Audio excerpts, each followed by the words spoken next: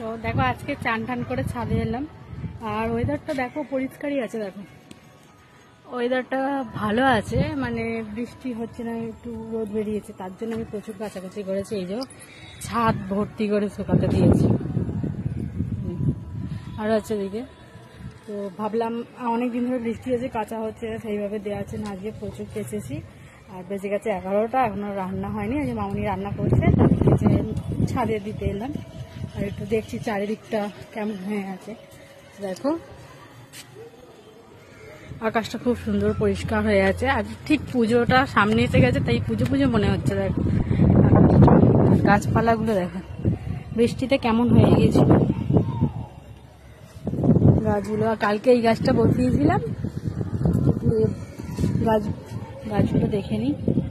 দেখো গাছটা রোদ উঠেছে বলে গাছ একটু ঝিমিয়ে পড়েছে, যেহেতু কালকে বসানো।